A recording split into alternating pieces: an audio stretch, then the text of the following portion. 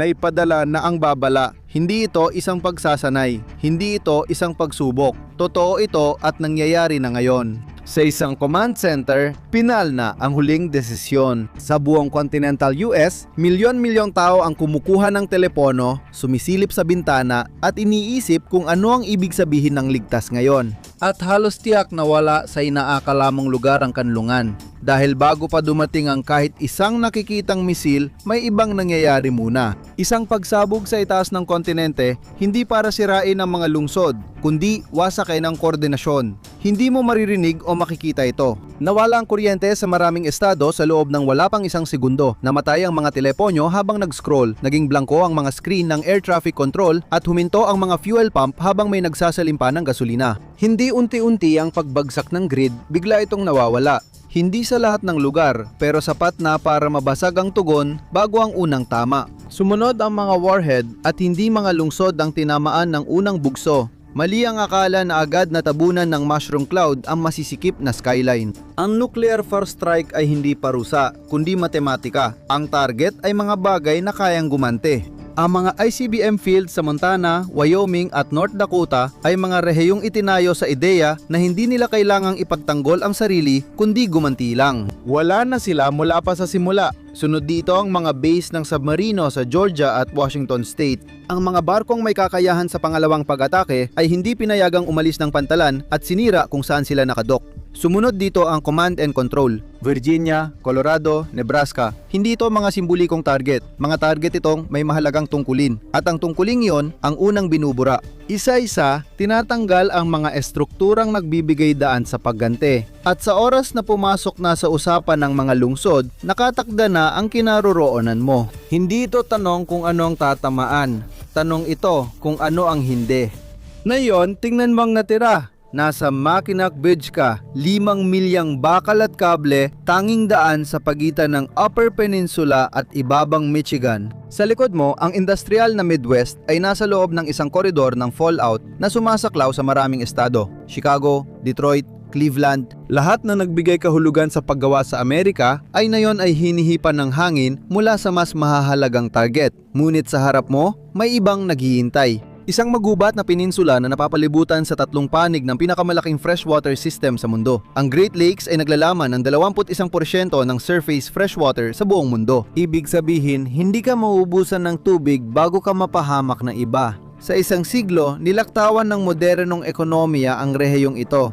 Malayo ito sa mga pangunahing shipping lane, walang suburban sprawl, at hiwalay sa mga sistemang nagpaunlad sa ibang lugar. Pero ngayon, ang kakulangan ng pag-unlad na yan ang dahilan kung bakit buhay ka pa. Dito sa itaas, walang pangunahing target ng militar, walang matataong sentro, ibig sabihin, mas kaunti ang agarang mga nakaligtas na magdadagsaan dito kapag bumagsak ang lahat. May lamig din at mahalaga ito. Sa tamang kondisyon, nagiging proteksyon ito.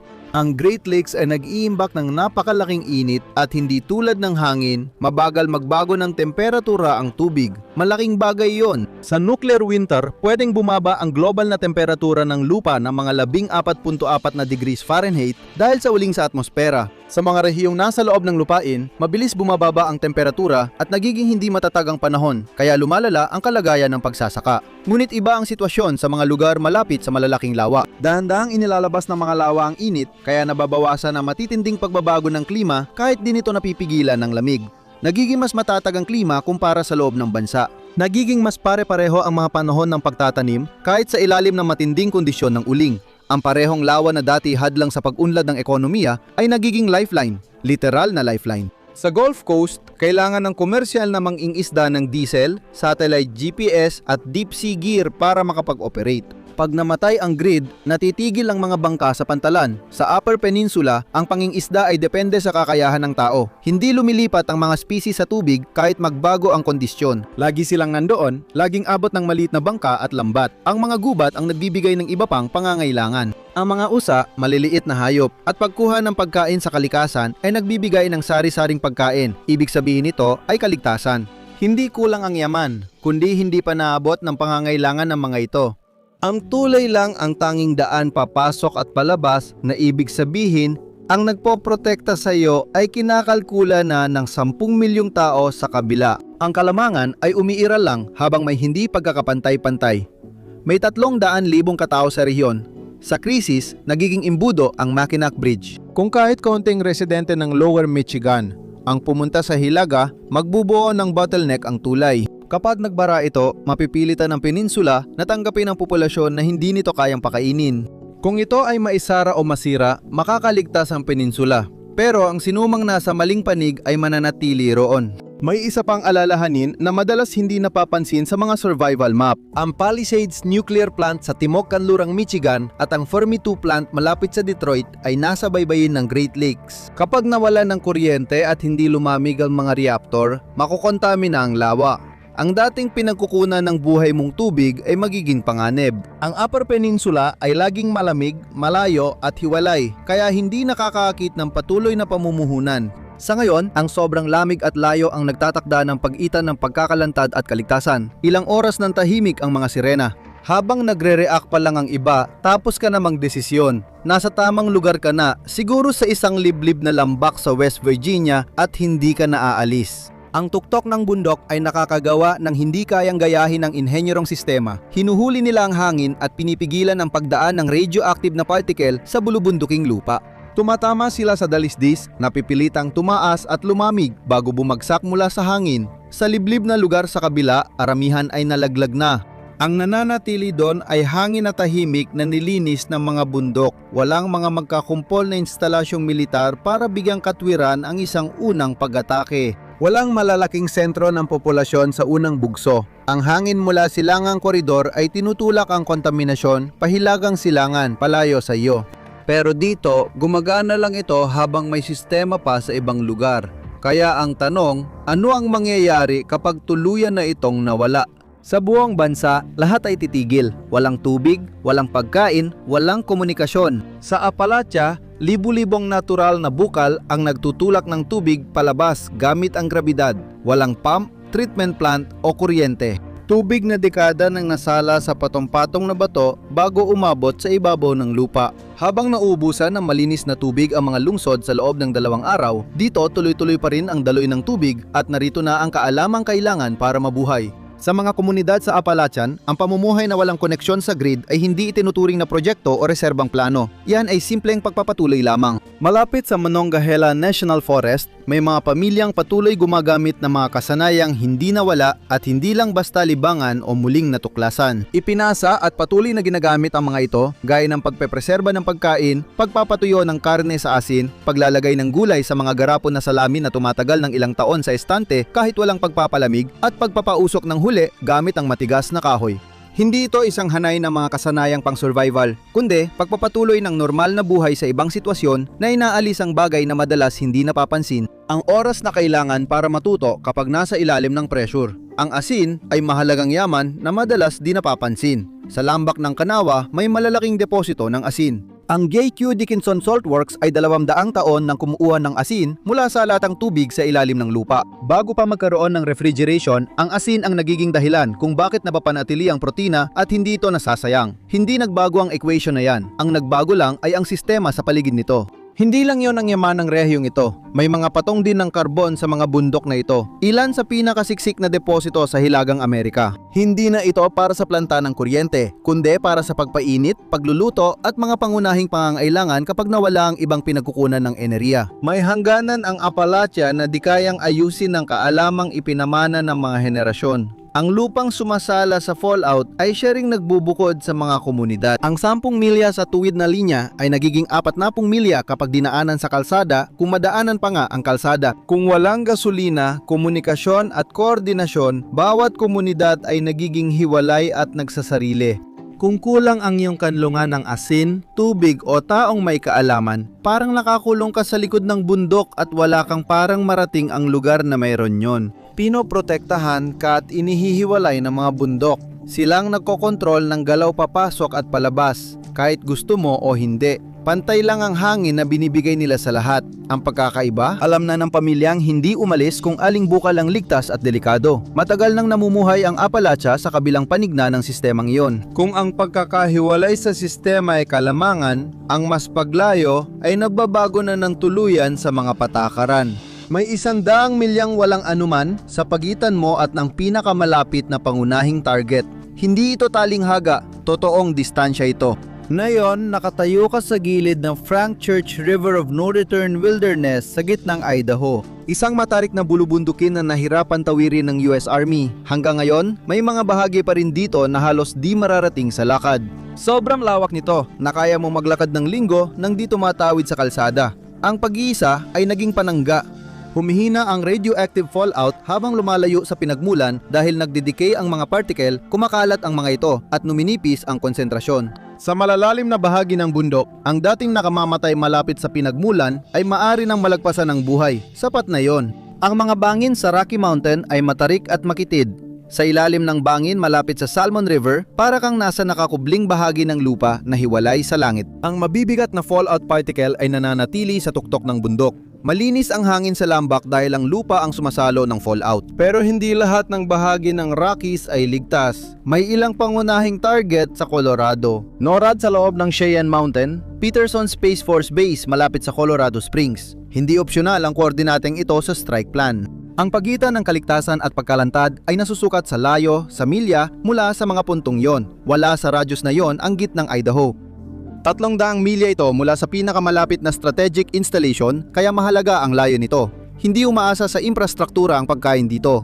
Mga hayop na nabuhay ng libu-libong taon nang hindi umaasa sa mga sistemang gawa ng tao. Ang tubig ay mula sa natutunaw na nyebe sa mga batis ng bundok, inaagos ng grabidad at nasasala habang umaagos pababa. Kahit may bumagsak na infrastruktura, halos di ito ramdam dito dahil wala namang sistemang pwedeng bumagsak mula umpisa. Pero ang distansya ay pananggalang lang hanggat nakakayanan mong manatili roon. Tinawag na River of No Return ang Frank Church Wilderness dahil may dahilan. Kapag naubos ang pagkain mo o kailangan ng medical na tulong, walang darating na saklolo, walang resupply o helicopter na mag-evacuate. Ang 100 milya ng kaparangan na nagpoprotekta sa'yo, siya ring pumipigil sa iba na marating ka. Kung tama ang nuclear winter modeling sa pagbaba ng temperatura, lalong titindi ang taglamig sa Idaho. Ang naipong nyebe na karaniwang natutunaw pagsapit ng Hunyo ay maaring manatili hanggang Hulyo o Agosto. Liliit ang panahon ng pagtatanim. Hindi walang hanggan ang populasyon ng hayop sa gubat. Ang sobrang pangangaso ng desperadong nakaligtas ay magpapababa sa bilang nila. Ang distansya ang nagliligtas sa buhay mo, pero hinahamon ka rin nitong manatiling buhay. Bawat lugar na napuntahan ay ibang sagot sa isang imposibleng tanong. Saan pa makakakain, kikilos at magkaisa ang tao kung bumagsak na ang natitirang bahagi ng mapa? Hindi talaga ginawa ang Rockies bilang kuta, pero parang yun na ang naging papel nito. Pero konektado pa rin sila sa parehong lupain at sa mga nangyayari dito. Fallout, pagbabago ng panahon, pagbagsak, lahat umaabot. Kaya simple lang ang susunod na hakbang, umalis sa kontinente ng tuluyan. Ang Puerto Rico ay 1,000 milya ang layo mula sa kontinental Estados Unidos, kaya walang nakatutok dito. Walang mga sirena, walang mga drill. Tanging karaniwang tunog lang ng buhay ang maririnig. Isa itong lugar kung saan ang malayong krisis ay nananatiling malayo. Ang karagatan mismo ang unang panangga. Hindi lang lumika ng distansyang tubig, pinipigilan din nito ang paggalaw ng fallout. Ang hanging dumarating sa isla ay tumatawid sa libo-libong milya ng karagatan, hindi sa mga nasusunog na lungsod o wasap na infrastruktura, kaya mas malinis ito. Tuloy-tuloy na umiihip ang trade winds mula silangan papuntang kanluran at hindi pa ito dumadampi sa mainland. Bahagya na lang, nagpapatuloy ang buhay. Sa Cordillera Central, patuloy na kumukuha ng pagkain ang mga tao mula sa lupa tulad ng kape, saba, rimas at mga ugat na nabubuhay dahil nakabaon. Paliliit ng paliliit ang ani kada panahon, pero hindi ito tuluyang nawawala. Laging kaunti, palaging nababawasan taon-taon. Sa mainland, simple lang, may pagkain o wala. Dito, malabo, kumakain ka pero kulang. Malapit ang Puerto Rico sa Ecuador, kung saan pinakamataas sa planeta ang batayang antas ng radyasyong solar. Kahit makapal ang usok sa atmosfera, sapat pa rin ang sikat ng araw na umaabot sa lupa para mapanatili ang limitadong pagsasaka. Hindi sapat para makaramdam ng ligtas, pero sapat para mabuhay pa ng kaunti. Sa mainland, ang nuclear winter ang nadidikta kung kakain ka o magugutom. Naranasan ng Puerto Rico ang malawakang pagkawala ng kuryente. Matapos ang Bagyong Maria noong 2017, ilang buwan din walang kuryente ang maraming lugar. Bumagsak ang infrastruktura, ngunit nanatili ang mga komunidad. Muling itinayo ang mga baryo sa bundok kahit walang tulong ng gobyerno. Marunong silang mag-ayos, magbahagi ng yaman at mabuhay kahit pumalya ang sistema. Nananatili ang kaalamang ito. Nakakatulong ito pero hindi nito nasusolusyunan ang paparating na problema dahil hindi na nanatiling walang laman ang isla. Kita ito, madaling marating. Kahit sino na may mapa at tiket sa eroplano ay maaaring malaman ang natuklasan mo. Mayroon ng 3.2 milyong tao sa isla. Kung kahit maliit na porsyento ng taga-East Coast ang lumipad patimog bago magsara ang mga paliparan, posibleng tumaas ang populasyon ng daan-daang libo sa ilang araw. Dumarami ang kailangang pakainin, pero pareho pa rin ang lupang sakahan at tabang na tubig. Sa ngayon, halos 85% ng pagkain sa Puerto Rico ay inaangkat pa rin. Kaya ng lupa mag-produce ng marami, pero sa ngayon, kulang pa ang napoproduce. May potensyal, pero di sapat ang kapasidad na yon. Ang pagitan ng dalawang numerong iyon ay nasusukat sa buhay. Gumagana ang isla basta't hindi nabibigatan. Kapag mas mabilis tumaas ang populasyon kaysa produksyon, hindi na sapat ang distansya bilang proteksyon, kaya nagbabago ang ekwasyon.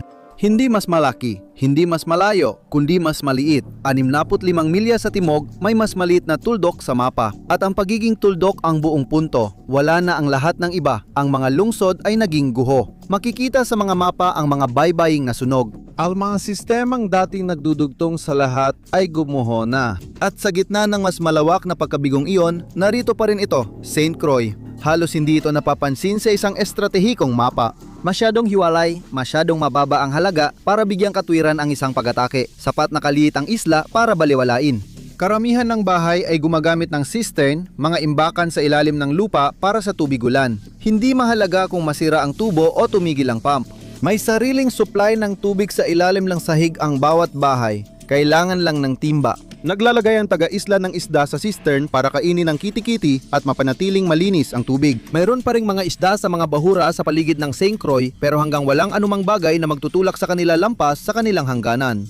Kung ang pangingisda ay mauwi sa pagkataranta imbes na para lang mabuhay, mabilis na uubos ang isda at wala nang mapuntahan. Hindi rin dumarating sa oras ang mga barkong may supply. Dumarating lang sila kapag kaya at minsan hindi na talaga dumarating. Ang natitira sa tubig ay biglang nawawala kapag tumaas ang pangangailangan. Namumuhay ang mga tao rito sa hangganan ng pagbabahagi na umaabot lang hanggang di na posible. Ang populasyon ay nasa 41,000. Ang sistemang sisterna na mahusay na gumagana para sa 41,000 tao ay nagsisimulang pumalya kapag umabot sa 60,000. Pwede ring maubos ang mga pangingisdaan dahil sa labis na pangingisda. At hindi tulad ng mga lugar sa mainland, walang pangalawang opsyon.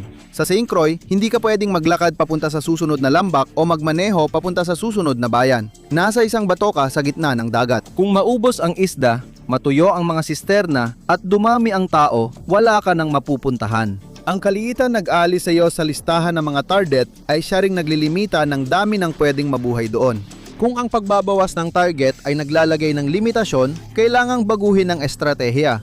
Hindi mas maliit, malayo o malaki, basta protektado. Sa mainland, may lugar na hindi mo aakaling lokasyon para makaligtas. Ang talampas ng Ozark. Walang matatarik na tuktok o kakaibang heograpiya, kundi mga burol lang sa katimugang Missouri at hilagang Arkansas. Iyon ang dahilan kung bakit ito epektibo. Hindi ito naging mahalagang target at sobrang layo sa kanluran para maapektuhan ng fallout mulang East Coast. Malayo ito sa timog para danasin ang buong epekto ng mga target sa hilaga. Malaga ang lokasyon kahit mukhang karaniwan pero sa ilalim ng lupa kakaiba ito. Sa ilalim ng mga burol ay may isa sa pinakamalalawak na sistema ng kuweba sa Hilagang Amerika. Libu-libong kuweba ang nahubog sa apog sa milyon-milyong taon. Ang Meramec Cavern sa Missouri ay milya-milya ang haba at nagbibigay ng proteksyon mula sa mga nangyayari sa itaas ng lupa. Mayroon talagang daan-daang talampakang apog sa pagitan mo at ng labas ng mundo.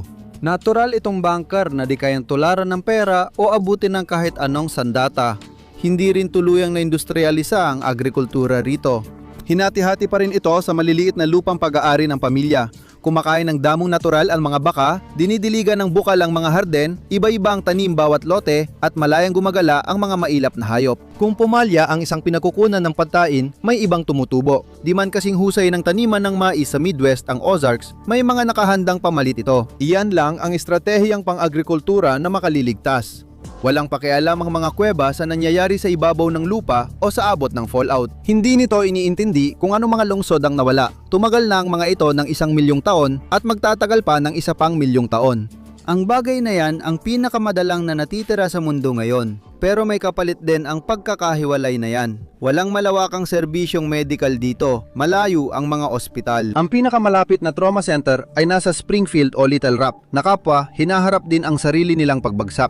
Kung may magka-impeksyon o mabalya ng buto sa grupo, parang nasa ikalabinsyam na siglo kayo, ganun din ang posibilidad at resulta. Hindi sa laman ng ilalim ng lupa nakasalalay ang kaligtasan dito, kundi sa dami ng tao na may alam tungkol dito sa ibabaw ng lupa. Hindi napapansin ng rehiyon noon at hanggang ngayon, tumigil na ang mga bomba at humupa ang fallout, ngunit ikaw ay nakaligtas at buhay pa. At ngayon, dito na magsisimula ang totoong problema. Isang 2025 Penn State study ang nagsuri sa epekto ng bigmaang nuklear sa global agrikultura sa pamamagitan ng pagmomodelo ng produksyon ng mais 10,000 lokasyon sa iba't ibang senaryo. Sa pinakamalala, kapag ang uling ay pumuno sa stratosphere at humarang sa araw, hindi lang gumababa, kundi bumabagsak ang produksyon ng pananim. Mawawala ang karamihan ng produksyon ng mais sa mundo na mag-iiwan lamang ng bahaging malayong kulang sa inaasahan ng mga sistemang umaasa rito. May isa pang aspeto na madalas hindi napapansin. Mahirap makabawi ang atmosfera dahil sinisira ng chemical mula sa pagsabog ang ozone layer. Mas maraming UV radiation ang umaabot sa ibabaw ng lupa kahit ilang taon matapos tumigil ang pambobomba. Tahimik pa ring naapektuhan ng mga pananim kahit matagal na mula nang nagsimula ang paglamig. Ito na ang katapusan ng industrial na agrikultura bilang isang gumaganang sistema sa loob ng maraming taon, marahil higit pa sa 1 dekada, at ang taggutom ay simula pa lamang. Bumabagsak sa loob lang ng ilang araw ang mga sistema ng tubig sa mataong lugar, gumuho ang sanitasyon at sumunod ang mga sakit. Mga sakit na hindi nakita ng makabagong Amerika sa loob ng 1 siglo. Hindi nagpaparamdam ang kolera. Kumakalat ito sa tubig sa pamamagitan ng kontak sa di nakikitang pagitan ng malinis na pinagkukunan at ng kontaminadong pinagkukunan. Sa komunidad na hindi ito naranasan sa loob ng siglo, walang protokol at walang alam kung ano ang gagawin pag may unang nagkasakit. Sa Gulf War noong 1970, isa matinding nasira ang infrastruktura ng Iraq, kabilang na ang bahagi ng kanilang sistema ng tubig at sanitasyon. Ang sumunod dito ay pagbagsak ng pampublikong kalusugan. Kumalat ang mga paglaganap ng sakit at ayon sa ilang pagtataya, umabot sa daan-daang libo ang namatay dahil sa mga isyung pangkalusugan. At nangyari yon sa isang bansa lang na may tulong pa ring dumarating at may mga organisasyong nakakakilos pa rin. Sa isang pandaigdigang nuklear na palitan, mawawala lahat. Walang internasyonal na tulong, koordinadong tugon o airlift mula sa gumaganang reyon. Kahit ang World Health Organization ay gumagana sa sirang sistema. Sa puntong yon, ang kaligtasan ay hindi na tungkol sa pandaigdigang access kundi sa lokal na resources na lang. Ang katawan ng tao ay nangangailangan ng humigit kumulang 2,000 calories bawat araw. Saan manggagaling ang calorie kapag tumigil ang mga truck, naubos ang tindahan at patay na ang bukirin? Ang tunay na panganib ay sa mga susunod na taon. May ilang lugar na pwedeng magbigay ng kaunting oras pero limitado lang talaga yon. Isang masamang ani, isang punong-puno na lambak, isang bahurang sobra ng napangisdaan at mauubos na ang oras. Hindi yon nagkataon lang, yan ay likas na pagpili sa puntong yon. Halos eksaktong tugma ito sa mapa ng mga lugar na tinukoy ng Amerika na hindi sulit gastusan. Ang mga desisyon nagapanatiling malayo ang pamumuhunan, nagpanipis ng infrastruktura, nagpaunti ng populasyon at nagpanatiling magkakahiwalay ang mga ekonomiya ay dahilan kung bakit may natitira pang nabubuhay. Ang kapabayaan na tila kabiguan mula sa labas ay lumalabas na naging proteksyon pala. Ang mapa ng pag-abandona at mapa ng pagkaligtas ng Amerika matapos ang digmaang nukleyar ay hindi lang magkahawig, magkapareho pa. Ang mga lugar na ayaw ng lahat, ang tanging mga lugar na natira. At ang mga taong nandoon na noon ang siyang nagmamana ng benepisyo kahit hindi nila ito iniisip sa ganoong paraan. Pareho lang ang kwento ng mapa sa loob ng mga dekada. Ang tanong lang ay, kung may magbabasa ba nito? Dahil ang huling normal na sandali mo bago ang babala, bago ang katahimikan, ay siya lang tanging oras na pwede ka sanang pumili ng iba. Salamat sa pagsama sa akin ngayon. Sana nagustuhan mo ang video. Kung gusto mo pa ng ganito, mag-subscribe at i-on ang notifications. Malaking tulong yon. Salamat ulit, makikita tayo sa map pack sa susunod.